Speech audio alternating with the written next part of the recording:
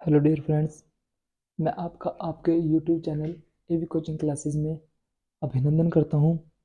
तो चलिए ज़्यादा टाइम को वेस्ट ना करते हुए हम चलते हैं चैप्टर नंबर 1 वास्तविक संख्याएं रियल नंबर प्रश्नावली 1.1 की तरफ।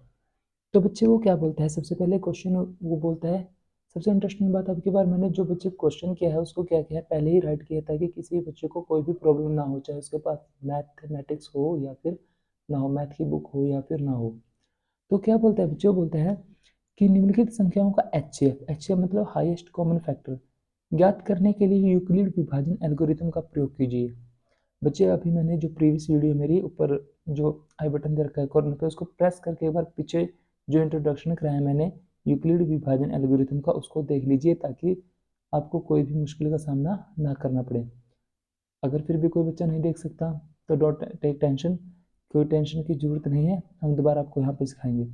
तो बच्चे उसने बोला है हमेशा जो यूक्लिड विभाजन एल्गोरिथम है वो सबसे पहले कितनी संख्याओं के ऊपर एप्लीकेबल होती है, दो संख्याओं के ऊपर। अब उन दो संख्याओं में हमें सबसे पहले जो स्टेप है वो क्या होता है कि जो सबसे बड़ी संख्या उसको पहचान करना है कि वो सबसे बड़ी संख्या कौन सी है। तो हमारी सबसे बड़ी जो संख्या है 135 और 225 में से है, वो रहेगी 225। और जो सबसे बड़ी संख्या होगी उसको हम बोलते हैं बच्चे भाज्य संख्या। तो उसका हम क्या बोलेंगे, भाज्य संख्या। तो जो मेरा भाज्य है वो कितना आएगा, 225। इसी प्रकार जो दूसरी संख्या बच गई छोटी, वो हमारे पास क्या आ जाएगी, भाजक संख्या। क्या आ जाएगी बच्चे, भाजक संख्या। तो कितनी आ गई मेरे पास, 135। कितनी आएगी बच्चे, 135। तो इस प्रकार हमने यूक्लिड विभाजन एल्गोरिथम का प्रयोग करके यहाँ से भाज्य और भाजक निकाल लिया है। अब उसके बाद जो हमारा फाइनल काम है वो क्या है, एचसीएफ को ज्ञात करना।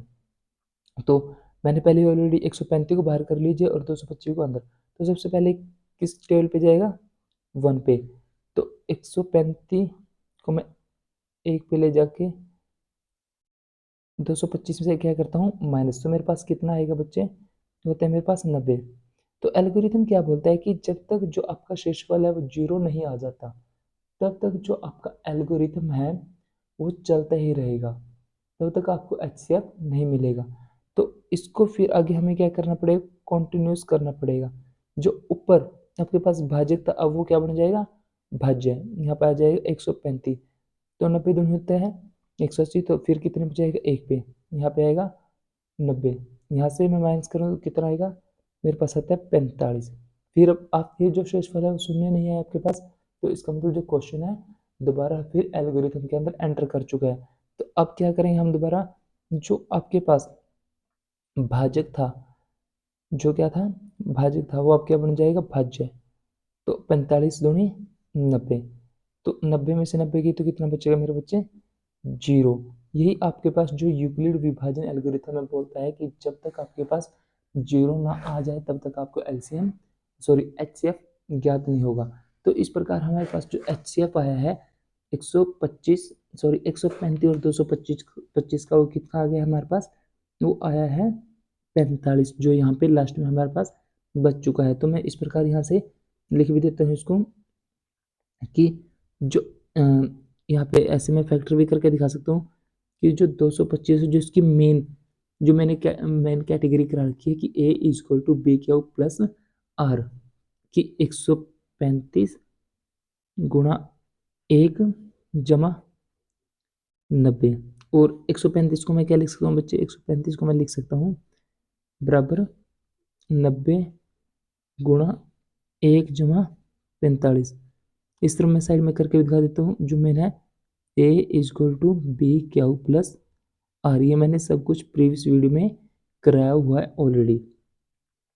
और जो 9 है, 9 को मैं कैसे लिख सकता हूँ, 9 नहीं सॉरी 90 को मैं कैसे लिख सकता हूँ बच्चे, 90 को मैं लिख सकता हूँ 45 गुणा 2, कि 45 की 2 के साथ करूँगा 90 और प्लस में जीरो, जो आपके पास क्या है शेषफल।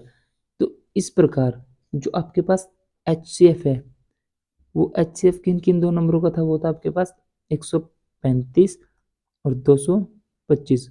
वो कितना है आपके पास, होता है बच्चे 45 इसी प्रकार जो क्वेश्चन दे रखे हैं दूसरे क्वेश्चन है वो भी इसी प्रकार होंगे। नेक्स्ट जो क्वेश्चन आपके पास वो किन किन दो संख्याओं के बीच में है, वो है 196 और 38,220। तो सबसे पहले हम बच्चे इसके अंदर क्या पहचान करेंगे कि भाज्य कौन है और भाजक कौन है। तो भाज्य कौन सा है बच्चे, जो सबसे बड़ी संख्या उसको हम बोलते हैं भाज्य। वो कितनी आपके पास 38,220।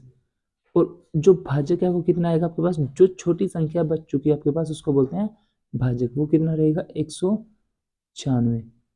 तो काम वही रहेगा हर एक क्वेश्चन के अंदर, एक ही कॉपी पेस्ट, जो जिसको हम क्या बोलते हैं यूक्लिड विभाजन एल्गोरिथम। तो सबसे पहले जो मेरे पास बड़े वाला है भाज्य उसको मैं रखूंगा अंदर 38,220 और इसको किससे विभाजित कराऊंगा मैं, वो कराऊंगा मैं 196 से। जब मैं 196 से इसको डिवाइड कराता हूँ बच्चे, तो फर्स्ट ऑफ ऑल किस पे जाएगा 1, तो कितना आएगा 196 मतलब 196। इसमें से मैं माइनस करता हूँ तो कितना आएगा मेरे पास, वो बचता है 186 और ऊपर से उतारेंगे 2। अब जो आपके पास जो भाजक है वो अभी छोटा है भाज्य से, तो इसका मतलब कंटिन्यूस चलता रहेगा। फिर ये जाएगा आपके पास 9 पे, 9 पे जाने के बाद कितना जाएगा आपके पास 1764। कितने पे जाएगा बच्चे 1764, और इसको मैं माइनस कर दूँ कितना आएगा 980। अब फिर जो आपका भाजक है वो अभी भाज्य से छोटा है, तो अभी हम इसको आगे लेके नहीं जा सकते। तो इस प्रकार ये क्वेश्चन क्या है, एक कंटिन्यूस वे में चलता जा रहा है। उसके बाद किस पे आएगा 196 की अगर हम 5 के साथ मल्टीप्लाई कराते हैं तो ऑलरेडी कितना आता है आपके पास 980। तो यहाँ पे आके जो हमारा शेषफल है वो कितना बच जाता है 0। और यही आपके पास जो यूक्लिड है, यूनानी थे जो गणितज्ञ थे वो यही बोलते हैं कि जो यूक्लिड विभाजन एल्गोरिथम है उसकी जो शर्त है वो क्या कहलाती है आपके पास, कि अगर किन्हीं दो संख्याओं का एचसीएफ ज्ञात करना है तो उसके लिए जो आपका शेषफल है वो कितना आना है 0 आना अत्यंत जरूरी है। तो अब हमारे पास क्या है, जो शेषफल है वो कितना आ चुका है 0 आ चुका है।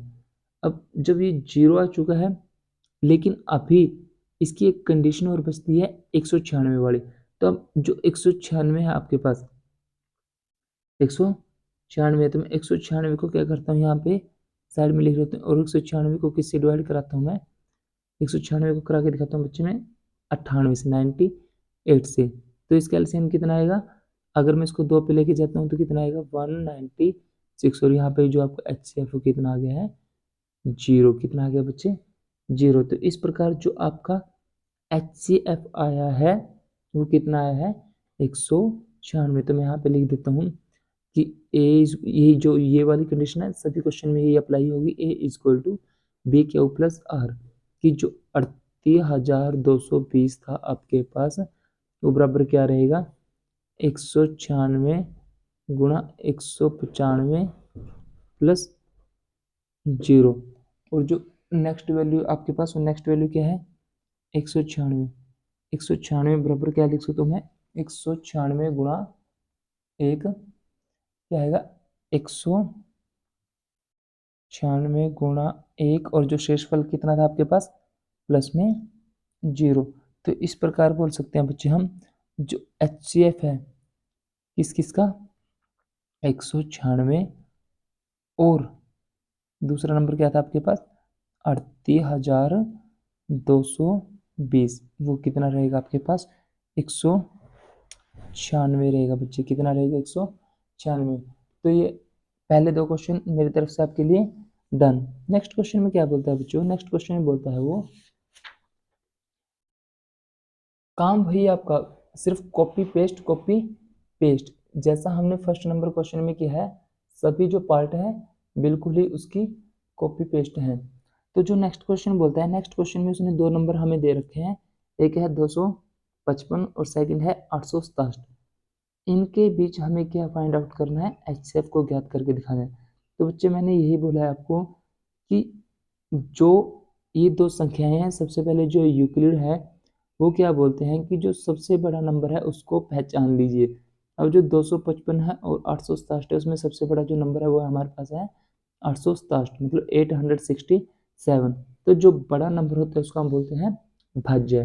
तो जो भाज्य आएगा मेरे पास वो कितना आएगा 867, और जो भाजक है वो आपके पास कितना रहता है 255। 55। काम वही है, दोबारा एक एल्गोरिथम को स्टार्ट करेंगे और वहाँ से HCF को फाइंड आउट करेंगे जब तक हमारा जो शेषफल है वो कितना ना आ जाए, 0 ना आ जाए। तो सबसे पहले मैं 255 को 3 से मल्टीप्लाई कराता हूँ तो कितना आएगा मेरे पास, 765। डिवाइड मेरे ख्याल से बच्चे आप सभी को आती ही होगी कि डिवाइड का रूल क्या बोलता है कि जिस नंबर से हम मल्टीप्लाई करा रहे हैं वो नंबर या तो भाज्य के बराबर है या फिर भाज्य से छोटा आए।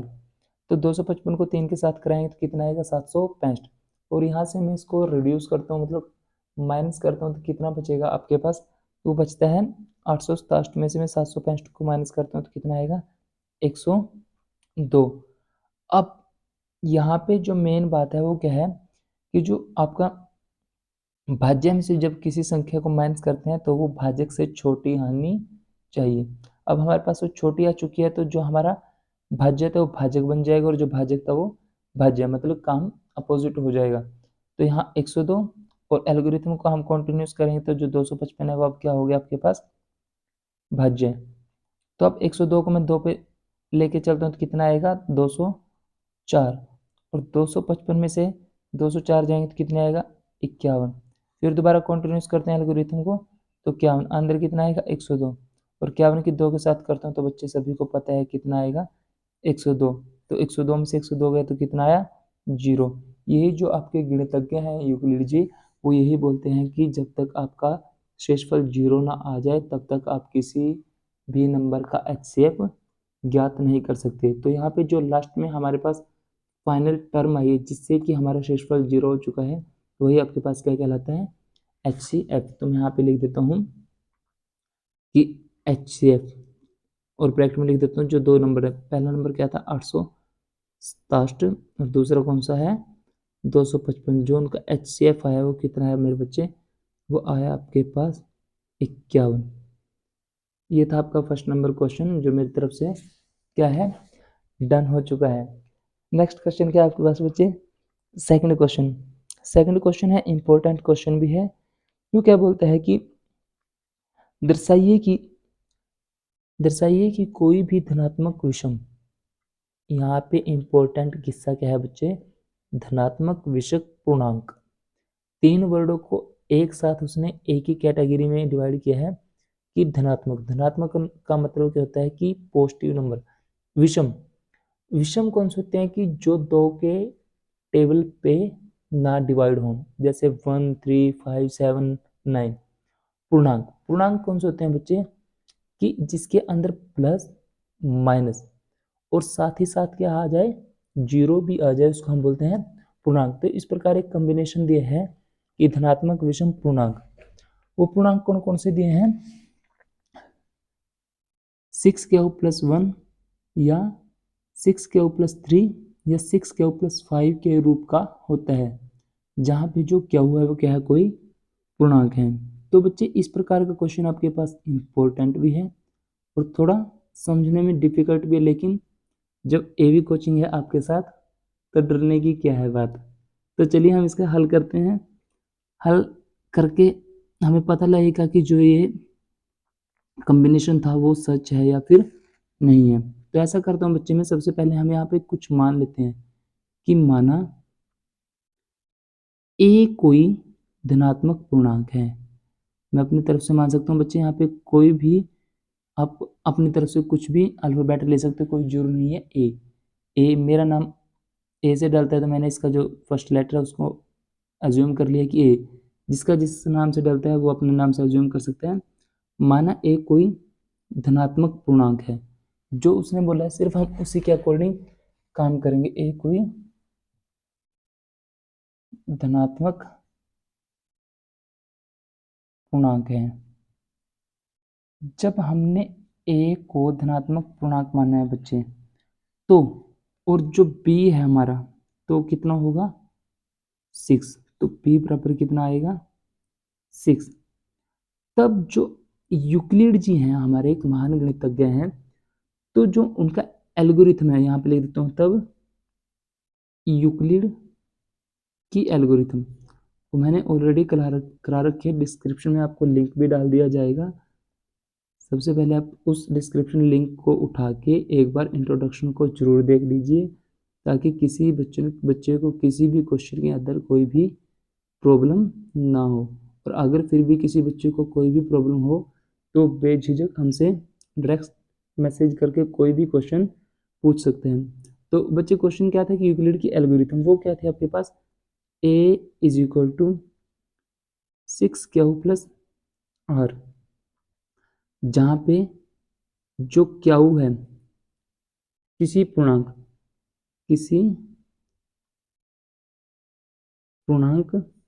क्यू है वो किससे बड़ा रहेगा, ग्रेटर देन इक्वल टू 0। क्या रहेगा, जो क्या वो ग्रेटर देन इक्वल टू क्या रहेगा, 0। लेकिन और जो r है, जो r यहाँ ले जाता हूँ मैं, क्या वो ग्रेटर देन 0 के लिए जो r रहेगा वो कितना रहेगा,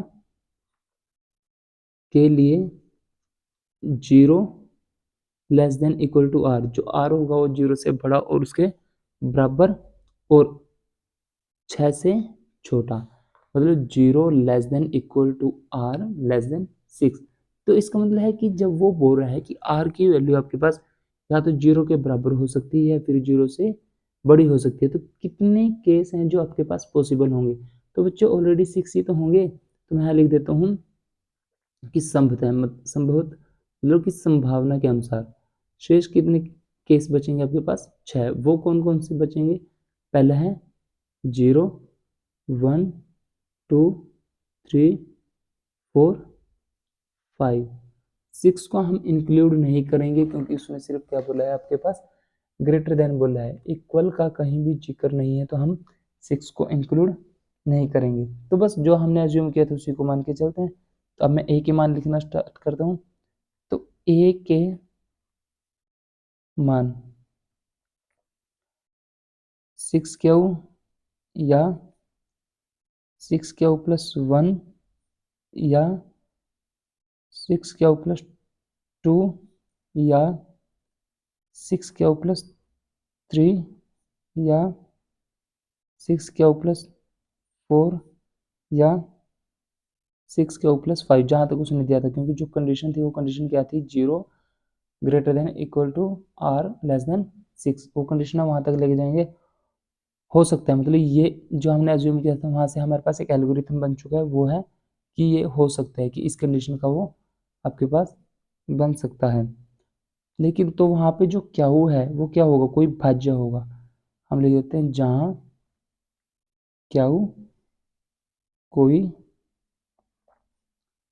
भाज्य है, क्या है, कोई भाज्य है। इसी प्रकार यदि हम क्या करें, ए बराबर क्या कर देते हैं 6q, ए बराबर क्या रख देते हैं 6q, या फिर 6q प्लस 2, मतलब पहले ऊपर हमने ए के मान रखे थे, अब ए बराबर 6q या फिर 6q प्लस 2 या फिर 6q प्लस 4, मतलब 6q प्लस 4। तब हम क्या बोलते हैं कि जो a है एक समपूर्णांक है, एक समपूर्णांक का मतलब क्या बच्चे, समान पूर्णांक, कि सभी की वैल्यू के लिए जो a है वो क्या है, एक समान पूर्णांक का काम करेगा। और वो पूर्णांक है वो कैसा हो सकता है, तो मैं लिख देता हूँ पूर्णांक सम या विषम हो सकता है। क्यों, दोनों जब उसने बोला है सम पूर्णांक, तो पूर्णांक के बच्चे मैं पहले बोल चुका हूँ प्लस माइनस और साथ ही साथ 0 होती है। तो सम पूर्णांक का मतलब क्या है कि या तो वो सम हो सकता है या फिर विषम हो सकता है।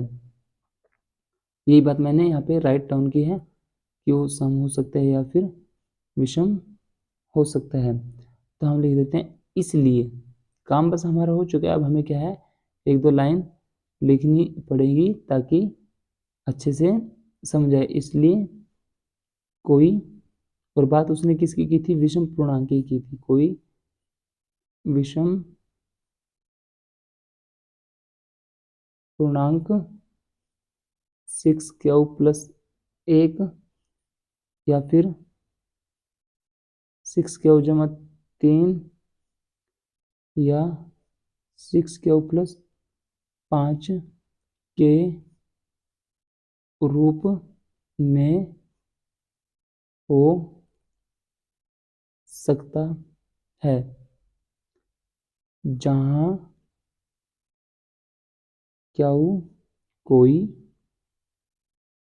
पूर्णांक है। बस ये था आपके पास सेकंड नंबर क्वेश्चन। सिंपल सी बात थी बच्चे, सिर्फ थ्योरेटिकल ज़्यादा वर्क है इसके अंदर as compare to first number question. आशा है कि साथ साथ आपको समझ में भी आ गए होंगे।